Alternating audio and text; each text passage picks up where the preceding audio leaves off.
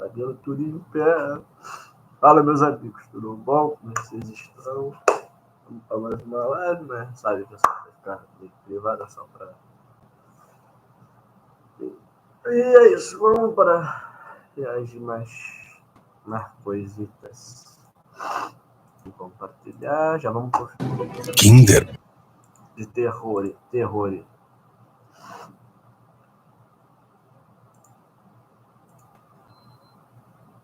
Animado junto de My Little Worms. Essas duas AUs que eu citei fazem parte do que eu chamo de Velho Testamento das AUs. Antes desse tipo de mídia se tornar uma palhaçada que se tornou. Nesse vídeo eu vou tentar dar um desfecho pra essa história. E por que eu digo tentar dar um desfecho? É simples. Aparentemente o criador dessa AU abandonou ela. Mas mesmo com ele desistindo, a gente ainda tem conteúdo pra ver. E eu meio que tô devendo esse vídeo pra vocês. Todo vídeo que eu posto vai ter alguém pedindo continuação da série. E finalmente ela tá aqui. E relaxa que eu vou explicar tudo o que aconteceu certinho nesse vídeo. Meus amigos, SpongeBob Pandemic 2. Pandemic 2. Se tu assiste os vídeos do canal esporadicamente, por favor, se inscreve. A gente tá muito perto do 1 milhão. E óbvio, a loja do canal. Eu quero agradecer muito a quem tem comprado e eu quero te convidar a dar uma olhada. Tem várias estampas lá e eu tenho certeza que alguma vai te agradar. Tamo junto, bom vídeo. Como já tem 5 meses da parte 1, eu acho justo a gente fazer uma breve recapitulação. Bom, né?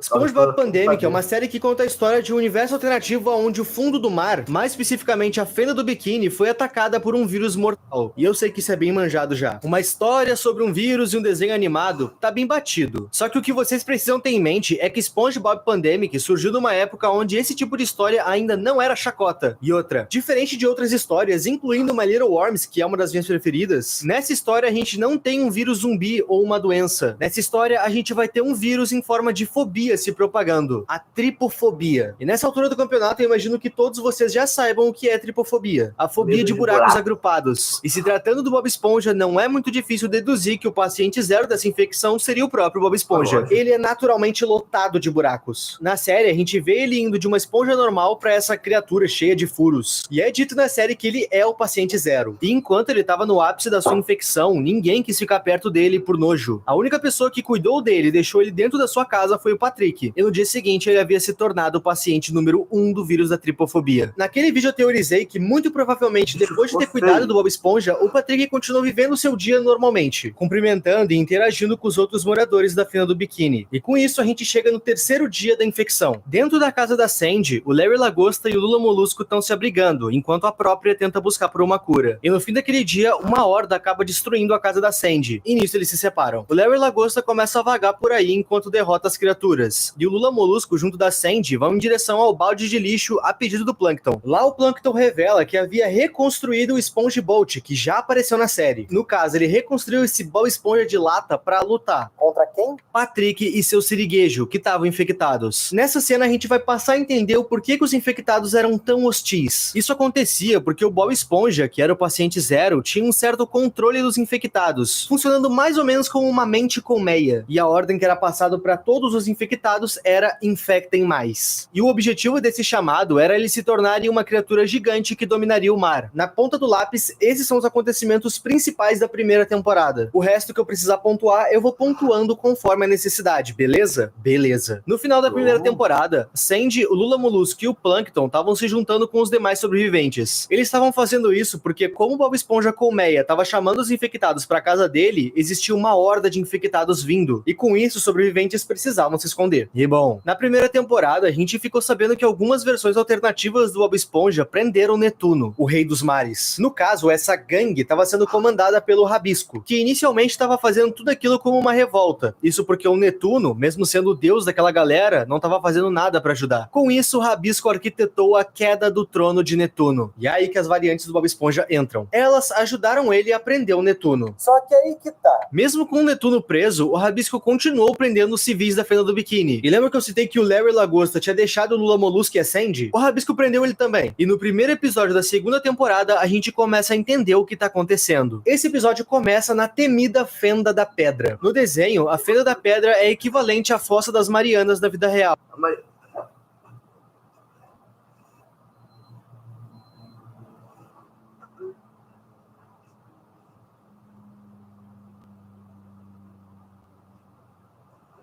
Você tá nessa.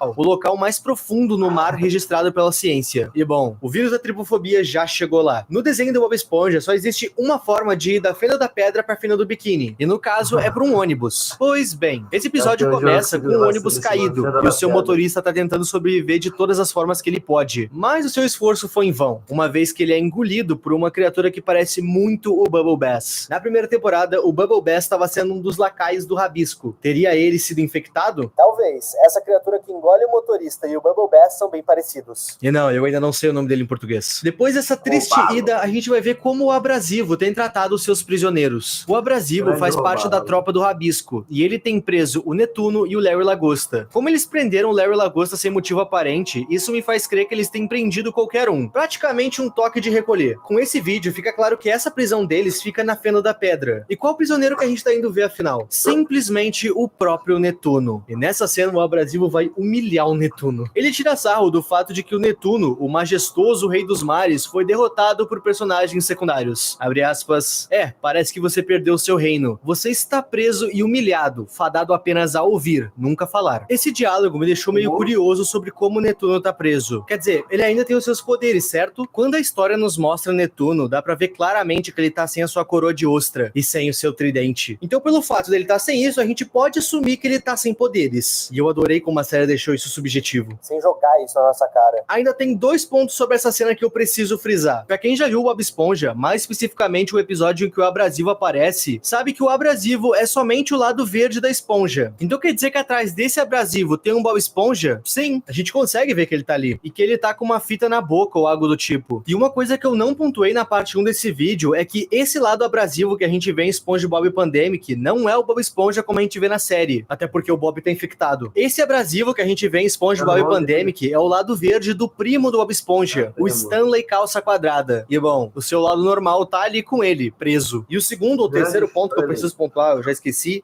esse Netuno que a gente tá vendo não é o Netuno careca, é o outro Netuno. No seriado do Bob Esponja, a gente tem 2 Netunos por algum motivo. E esse Netuno que a gente tá vendo preso é esse Netuno aqui, que até humilha o Bob Esponja num episódio onde os dois tinham que fazer hambúrgueres. No final desse episódio, a gente pode ver que o Netuno e a sua cela estão sendo vigiados por uma vidente, Amando de Triton, o filho de Netuno. Abre aspas, eu vou salvar você, pai. Fecha aspas. Não muito longe dali, a gente vai ver como outros 2 personagens estão lidando com a infecção. Mexilhãozinho tá com uma arma, falando sobre como o passado foi bom, junto do Homem-Sereia, que já tá no estágio avançado de infecção. Eu quis enfatizar que o Homem-Sereia tá no estágio avançado de infecção, porque o Mexilhãozinho também tá infectado. A diferença é que ele ainda tá consciente, diferente do seu amigo. E nessa casa, onde os 2 estão, o Mexilhãozinho dá um fim em tudo.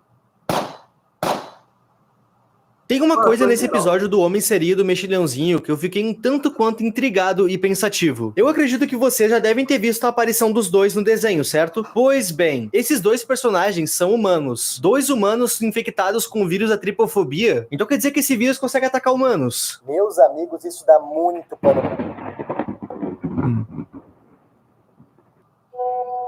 Ô, mestre. Se você... Já sabia não. Se você é o cacete.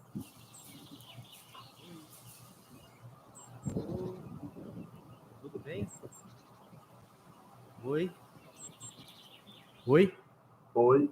Próximo episódio. Lá na primeira temporada, uma coisa ficou em aberto e, meu Deus, eu não sabia que uma teoria minha e deixar uma coisa em aberto ia fazer a galera se questionar tanto o que significa Yuma Tommy. Na primeira temporada, enquanto infectado, com um pingo de sanidade que ele ainda tinha, o Patrick se lembra que algumas horas antes do Bob Esponja se tornar aquela criatura, ele havia comido algo que a Sandy deu pra ele, algo que a própria Sandy chamou de Yuma Tommy. Quando ele se lembra disso e liga os pontos, ele assume que a pessoa por trás de toda essa infecção é a Sandy. E o pior de tudo é que nem ela sabe que ela é a causadora de tudo isso. Quando o Patrick se liga disso, ele tenta atacar a Sandy, mas sem sucesso. E bom, nessa segunda temporada, a gente tem um episódio único pra explorar o que exatamente aconteceu naquele dia. Aquele era pra ser um dia normal. Bob Esponja acordou, escovou os dentes e ele sai de casa se questionando: será que existe algo que pode estragar esse belo dia? Nessa exata hora, ele dá de cara com a Sandy, que tava perguntando se ele toparia ser cobaia de algo que ela criou. Logo após esse diálogo, ela deve ter convidado o Patrick Patrick pra ir junto, como a gente viu lá na primeira temporada. E como vocês devem lembrar, o Patrick negou. Somente o Bob Esponja foi botado de frente com o experimento. E aqui a gente vai ter mais uma parada que vai dar um nó na nossa cabeça. Vamos lá. Nessa cena que ela mostra o que o Bob vai provar, ela cita que essa coisa que ela criou é uma junção que ela fez do Krabby Patty, que é o próprio hambúrguer que compõe o hambúrguer de Siri. Ela juntou isso com algo que ela chama de chum. E a junção dessas duas coisas deu origem ao Yuma Tome. Agora, vamos lá. O que é chum? De coração, eu perdi mais de uma hora tentando descobrir o que era isso pra conseguir dar um ponto final nesse vídeo. E meus amigos, eu acho que eu consegui. De primeira, eu cheguei a chum, que de primeira significa cara. Como eu tava traduzindo algo do russo numa fonte pixelada, a tradução tava flutuando muito, até que eu cheguei em chum. E essa troca de uma letra me ajudou muito. Isso porque quando eu li chum com U, de primeira eu associei a Chum Bucket, a casa do Plankton. Por conta da dublagem brasileira de Bob Esponja, tu deve traduzir Chum Bucket pra balde de lixo. Só que isso é uma brasileirada. Pra tradução disso aqui ser balde de lixo, o seu nome deveria ser Junk Bucket, e não Chum Bucket. E honestamente, eu nem culpo o estúdio de dublagem. Se tá difícil pra mim, em 2024, descobrir com clareza o que é chum, imagina há 20 anos atrás. Mas eu consegui resolver essa questão. Chum se traduz pra amigo, certo? Chum Bucket, então, é balde de amigos. Isso faz sentido? Faz. Nos Estados Unidos. Chum Bucket é uma gíria de pescador, um balde de amigos. Os Chum Buckets são baldes cheios de bait fish, e esses bait fish são usados para pescar peixes maiores. Por isso bait fish, peixes de mentira, e por isso balde de amigos. Afinal, esses amigos vão ajudar os pescadores a pescarem peixes maiores. Os bait fish não são exatamente uma raça, afinal qualquer peixe de porte pequeno é um bait fish. Então tu pode encontrar mais de uma espécie de peixe servindo de isca, de bait. Duas espécies famosas que são usados como bait fish são as anchovas e as sardinhas. E bom, ambas as espécies já apareceram no desenho, ou seja, o Bob Esponja praticou canibalismo. E se na vida real a gente tem histórias de que alguém come carne humana e se torna uma criatura esguia e agressiva chamada Wendigo, eu não duvidaria que se um peixe comer carne de outro, ele vire uma criatura grotesca com uma mente colmeia. Honestamente, eu não acho que os furos sejam o padrão dessa infecção, mas a gente tem que lembrar que o Bob Esponja é o paciente zero. Essa infecção começou no organismo dele. Então essa coisa de aparecer vários furos nos infectados pode muito bem ser devido a isso. Afinal, tá vindo do Bob Esponja, uma esponja do mar cheia de furos. Ainda naquele flashback, a gente pode ver o Bob Esponja comendo. E então o episódio acaba. E durante os créditos, a gente pode ouvir o mesmo mastigando. Durante o diálogo, a Sandy explica pro Bob que ela fundiu Chum com Krabby Patty. No caso, ela fez uma fusão do DNA dos dois, tudo pra tentar fazer algo que ela chama de Chum comestível. E com isso, eu fico me perguntando, por quê? E outra coisa, ela sabia que o Chum era carne de outro peixe? Ela sabia que ela estava prestes a praticar canibalismo? Eu acho que sim. Isso porque na mesa onde o Bob pega o Yuma Tome pra comer, a gente pode ver claramente um órgão de peixe no lado esquerdo da mesa. Eu só me pergunto como é que o Bob não viu. Também me pergunto como ele comeu, afinal ele tava com um capacete de água. Mas essa dúvida não é importante. Próximo vídeo. E esse vídeo vai nos provar que o criador dessa série não tá de brincadeira no quesito fanservice. Existe um episódio de Bob Esponja onde o Patrick, por ser uma estrela do mar, acaba desenvolvendo diversos clones. Algo que é biologicamente acontecível. E bom, um desses clones é mestre em karatê, coisa que também acontece no seriado original. Tem um episódio onde esse talento pro karatê, tanto do Bob quanto do Patrick, é explorado. E nesse episódio eles conseguem cortar qualquer coisa com uma lâmina, utilizando somente as mãos. E bom, esse próximo episódio que a gente vai ver começa exatamente onde a primeira temporada acabou. Naquele episódio, a Sandy e todos os sobreviventes estão tentando se esconder no balde de lixo. Isso porque tem uma horda vindo atender o chamado do seu paciente zero, o Bob Esponja. Na primeira cena, a gente vê a Sandy e o Lula Molusco tentando segurar a porta dos infectados. Mas durante essa luta, um deles agarra a cauda da Sandy e arranca fora. Com isso, eles saem correndo para mais fundo dentro do balde de lixo. Desde a primeira temporada, o personagem Manny Ray se juntou ao grupo da Sandy, e ele estava junto deles dentro do balde de lixo, sendo encurralado pelos infectados. E do lado de fora, o clone do Patrick, mestre em karatê, resolveu ajudar. Esse clone consegue cortar qualquer coisa com golpes de karatê, e com isso ele vai tentar matar todos os infectados com um único golpe. Só que ele esqueceu de avisar quem tava lá dentro disso. E honestamente, eu até entendi o plano dele. Ele não ia acertar ninguém na altura que ele atingiu a estrutura. O problema é que o Rayman é bem mais alto do que qualquer personagem do desenho inteiro. Eu acho que ele perde só pro Larry Lagosta. E com isso, o golpe acabou acertando ele.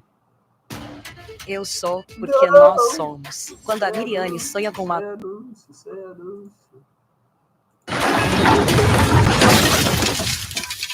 Cacete. Tá forte.